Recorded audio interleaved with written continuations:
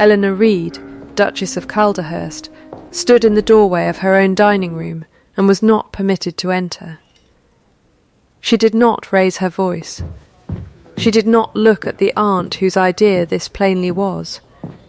She did not let her hands shake, though there was nothing in them to occupy them, which was its own kind of exposure. She unhooked the ring of household keys from her waist, counting them the way her father had taught her to count anything that mattered: feed store, dairy, linen press, wine cellar, the estate office itself, 11 in all, and set them without comment into the housekeeper's open palm. Mrs. Dunmore's fingers closed over them like a door shutting. Behind her, at the head of a table full of his father's old friends, the Duke of Calderhurst did not meet his wife's eyes. He had already said the words that would outlive the evening. "Keep to your rooms until the matter is settled." By the time the snow came, every one of those keys would sit again at her waist, and he would be the man standing in her doorway, asking, humbly, to be let in. The spring before had come to Calderhurst the way it always came to that particular stretch of chalk downland, late and grudging, and then all at once, and it had brought with it a bride nobody in the county had troubled to learn much about. Eleanor Winslow, 24, was the daughter of a land agent who had managed 3 neighbouring estates well enough that his employers wept, genuinely, at his funeral, and who had left his only child nothing but a good name, a head for figures, and a habit of writing everything down.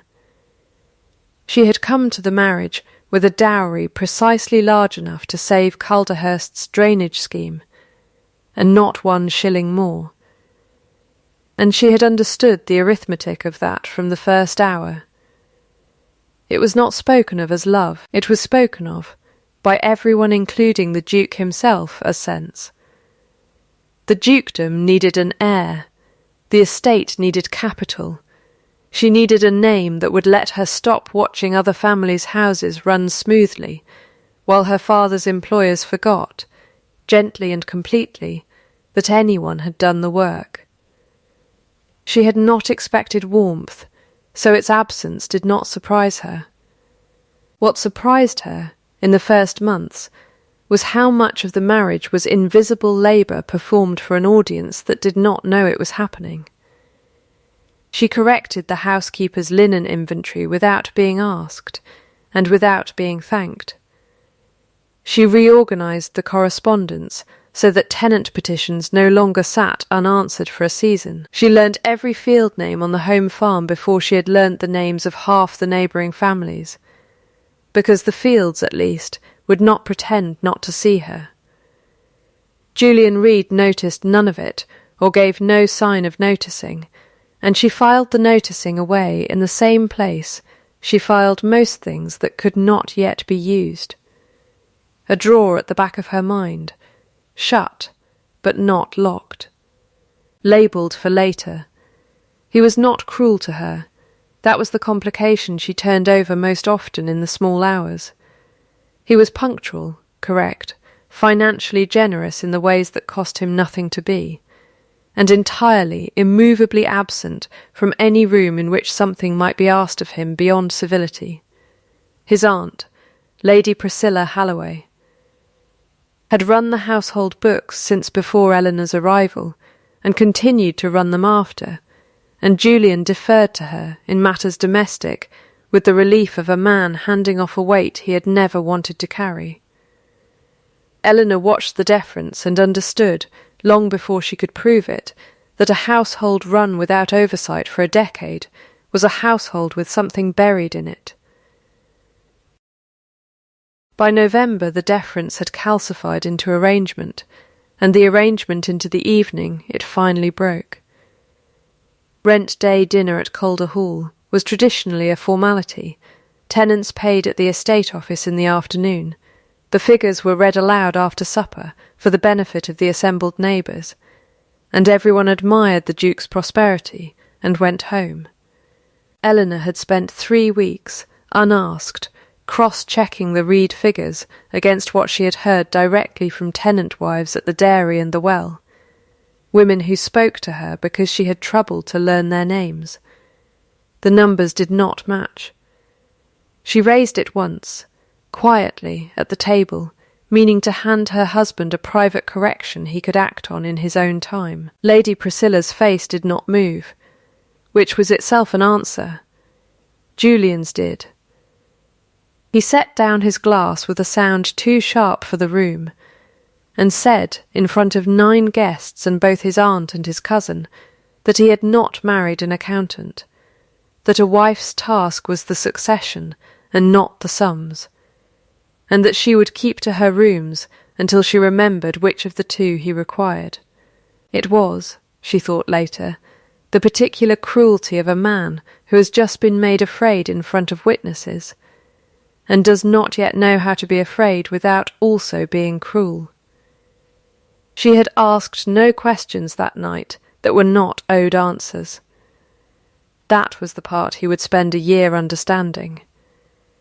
She did not weep in her rooms. She sat by the cold grate for exactly 11 minutes, which was the number of keys she had surrendered, and therefore, she decided, the number of minutes grief was permitted to have from her. And then she rose, lit a single candle, and began a list. Not of her husband's failings. She had no use for a document that indicted a man without also instructing her, but of what remained hers, regardless of what he took. Her name, which was old and clean. Her father's methods, which lived in her hands whether or not anyone had given her leave to use them. The friendship of women in the village who owed her nothing and liked her anyway. She wrote until the candle guttered, and what she thought, setting down the pen, was simple and without drama. All right. Then, we will do it the long way.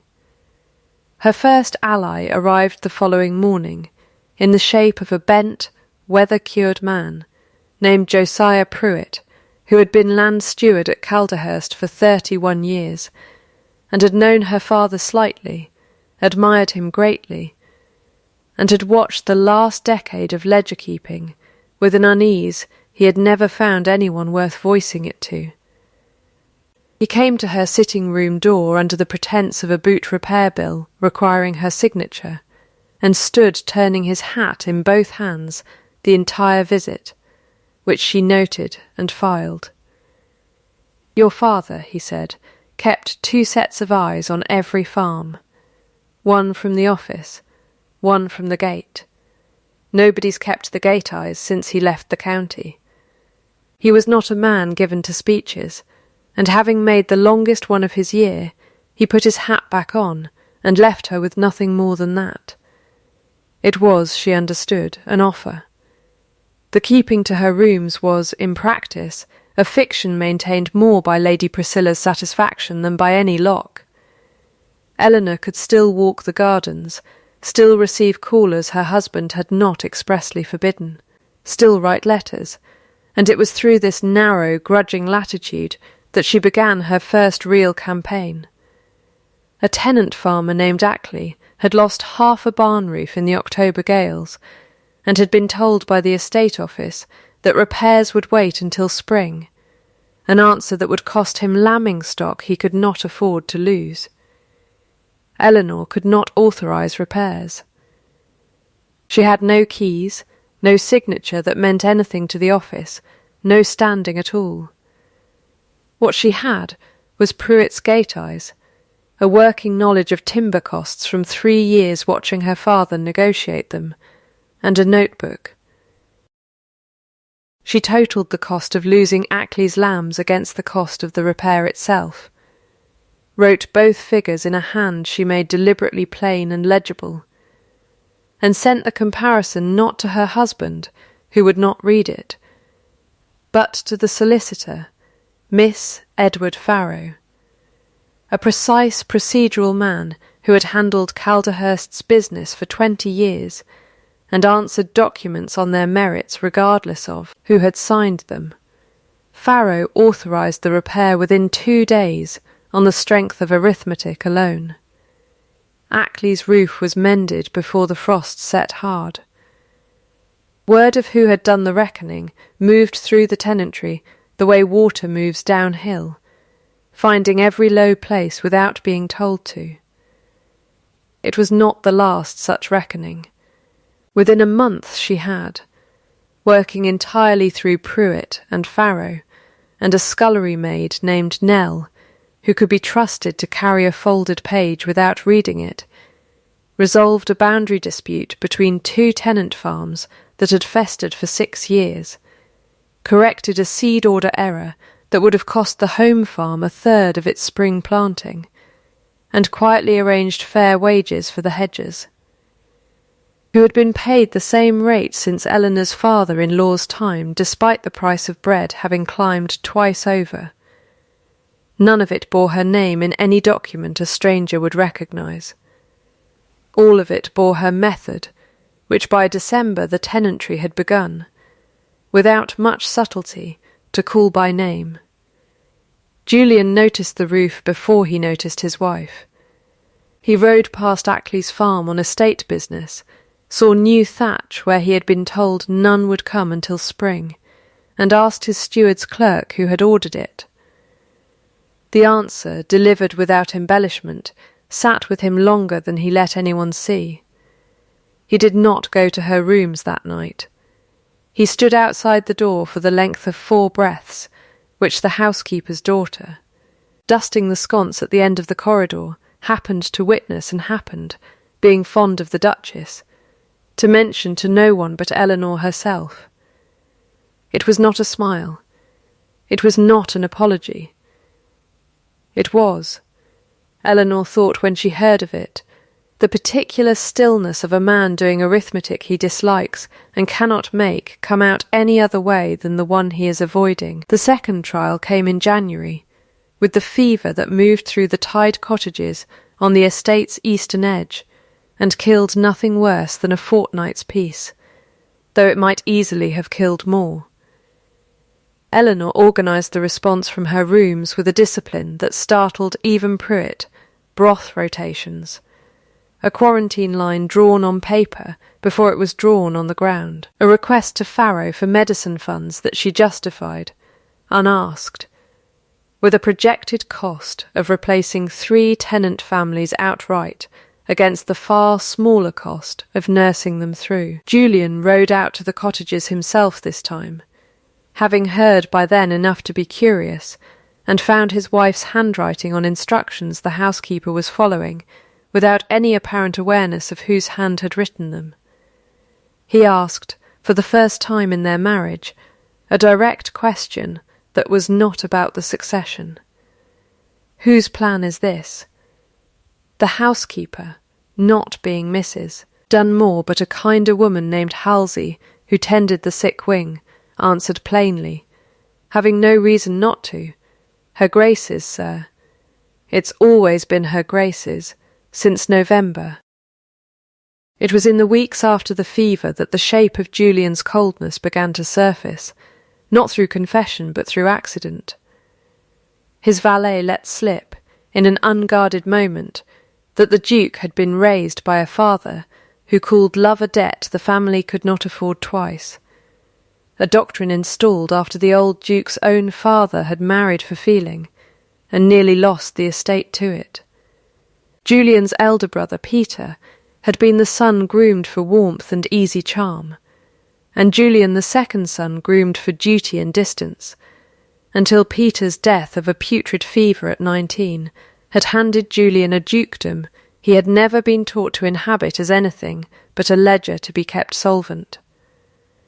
He had married Eleanor the way his father had taught him to approach every asset, for its use, not its worth. He had not yet learned there was a difference, or that the difference was the entire question. The county, meanwhile, had begun its own slow recalibration, the kind that moves through a district the way frost moves through a field, invisible until the whole surface has changed. Callers who had once pitied the Duchess confined to her rooms began instead to remark, carefully, over tea, on how very well the estate was running this winter, and to whom that might be owed. Lady Priscilla heard the remarks and understood, faster than her nephew did, precisely what they meant for her. The unlock came on a night in late January, and it did not come as a twist. It came as a knock. Julian stood in the doorway of his wife's rooms for the second time that winter. But this time he did not stand for 4 breaths and leave. He came in, and he set on the table between them the ledger from Ackley's roof, the fever accounts, the seed order correction, 3 months of his wife's invisible work made suddenly, humiliatingly visible to him all at once. He did not apologize first.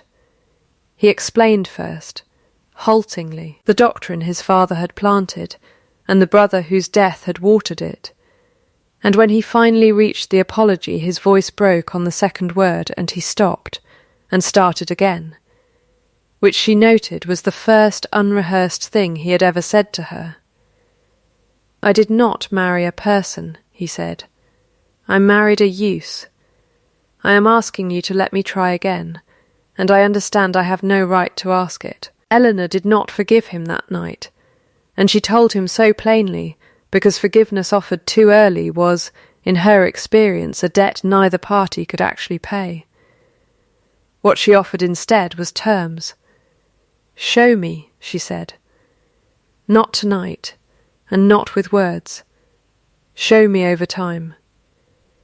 She reached into the small locked drawer where she had, months before, begun keeping a second set of household keys cut quietly through Farrow's discretion, and set the ring on the table between them, not a return, not yet, but a showing of what could be restored if he proved himself capable of restoring it honestly.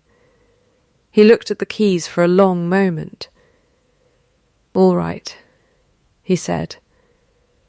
"All right, then," she answered, and something in the room recalibrated that neither of them named aloud. It was Pruitt, 3 days later, who brought her the document that would break the year open.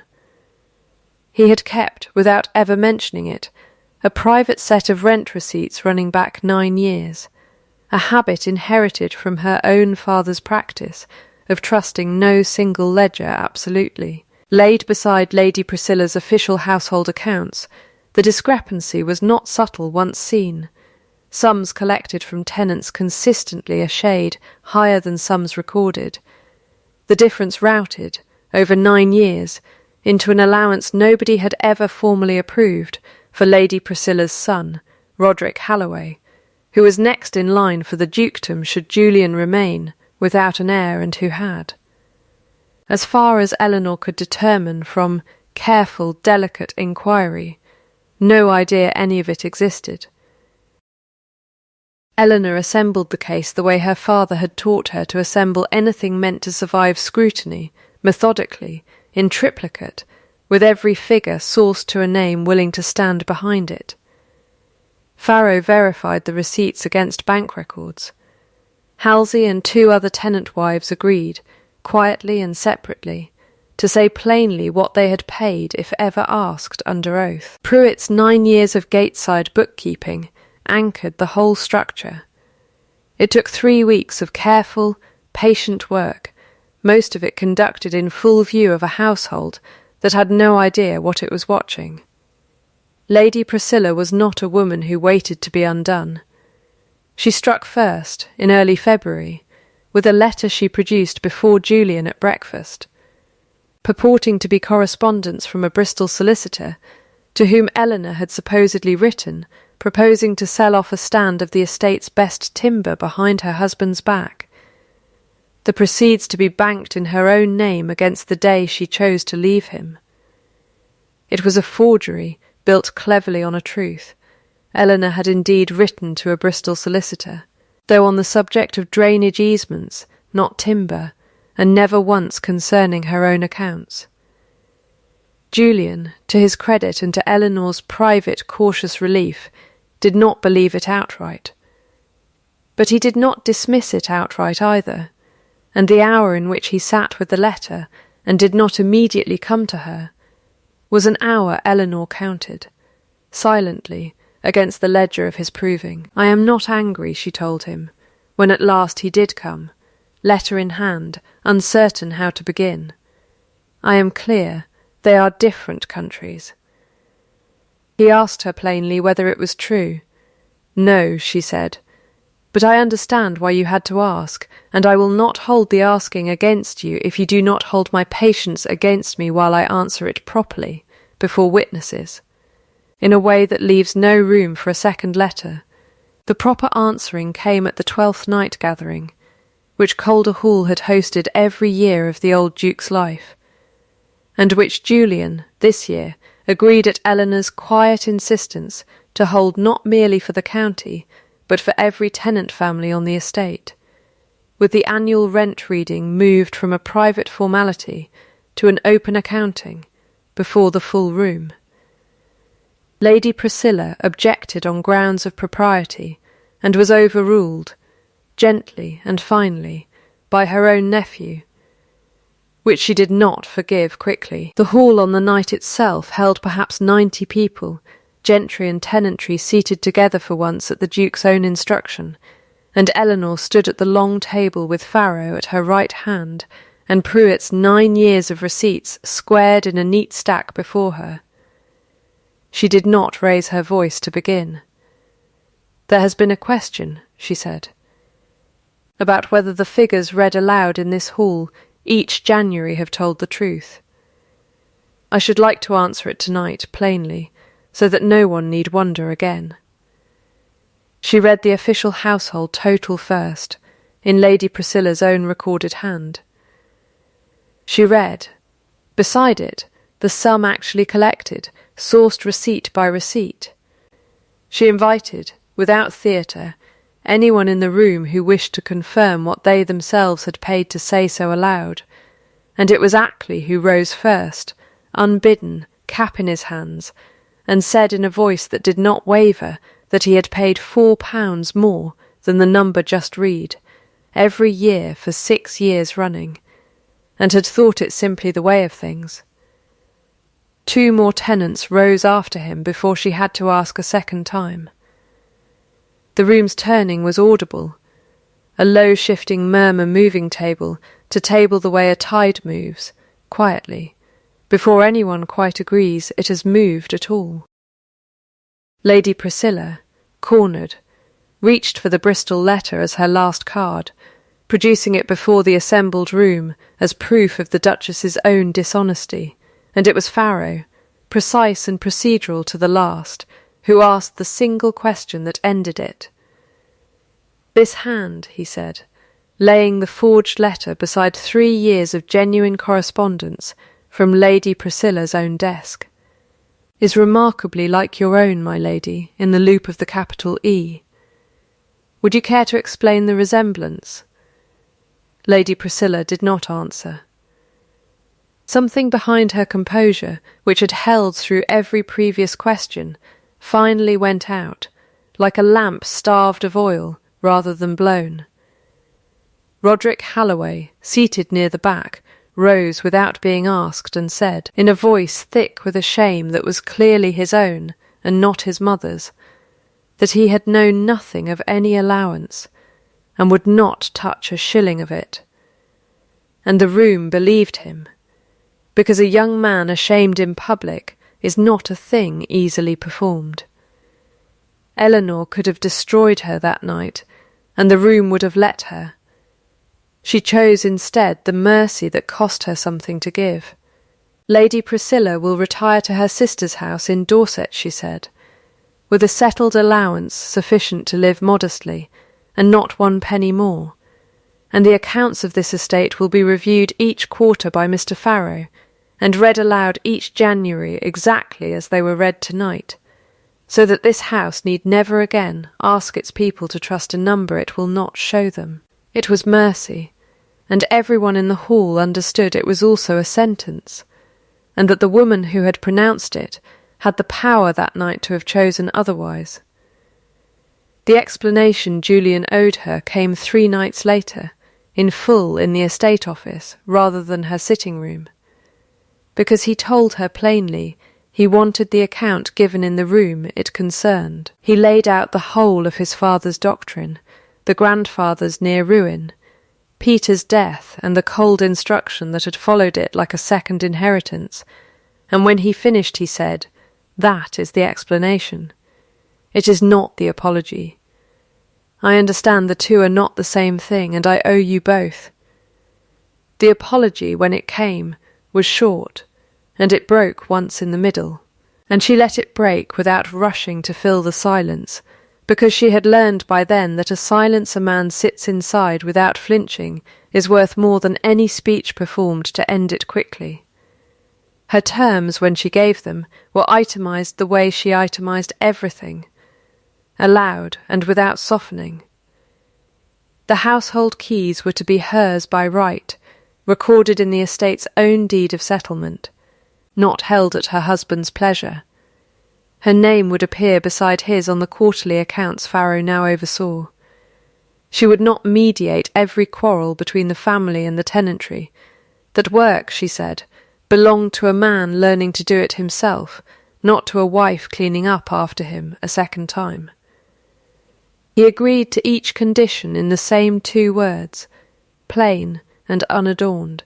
"Agreed," he said, and then, when she asked if he understood what he had agreed to, agreed, and glad of it. Mrs. Dunmore came to her separately, unprompted, in the week after Twelfth Night, and confessed, haltingly, that she had known more of Lady Priscilla's bookkeeping than she had ever said, and had collected the keys that November night with a clear conscience she no longer possessed. Eleanor heard her out without interrupting, and when the housekeeper finished, asked only one question, whether she meant to serve honestly going forward, and accepted the shaking yes as sufficient, because the style of mercy she had learned from her father was never to demand a debt paid twice. Winter proved him in units small enough that no single one meant anything, and the sum of them meant everything. He moved his chair, without remark, to sit beside hers at the estate office table rather than across from it. He began pouring her tea before she asked, which she noted the 3rd time it happened, and said nothing about, filing it instead. He brought her Ackley's next season's planting figures unprompted, wanting plainly her opinion rather than her permission. Once, in February, he made a decision alone about a tenant's arrears out of old habit, forgetting to consult her, and caught himself in the act of having forgotten. She named it calmly when he told her. "That is the old pattern," she said. "Not because you meant harm, because habit is older than intention." He did not defend himself. "You're right," he said. "I'll not let it happen twice," and it did not happen twice, which she counted as the whole of the proof. He did not say the 3 words easily, and when he finally said something like them, on an evening in March, with the thaw just beginning to move through the home farm's ditches, he said it his own way.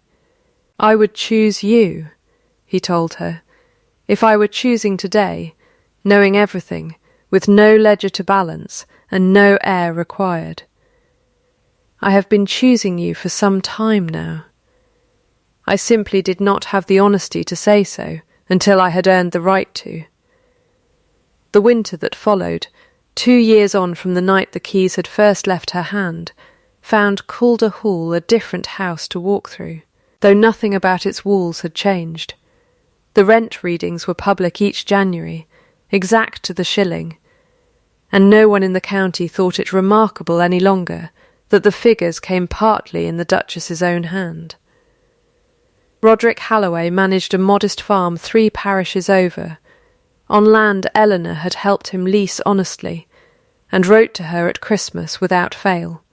Lady Priscilla lived quietly in Dorset, and did not write at all, which suited everyone. Ackley's roof had long since weathered to match the rest of the barn. The Hedgers were paid a fair wage now as a matter of estate policy, set down in writing, so that no future steward could quietly let it lapse. The ring of household keys hung, these days, at Eleanor's waist, not as a duty assigned, but as a right recorded. And it was Julian, more often than not, who came to find her by listening for their small, particular sound moving through the house, the kitchens, the nursery, the estate office, rather than waiting in some other room to be summoned to her. The house, callers remarked without quite knowing why, no longer felt like a place holding its breath. It felt, one elderly neighbour said, like a house that had finally exhaled. He had told her once, in the worst hour of that first winter, to keep to her rooms until the matter of the succession was settled.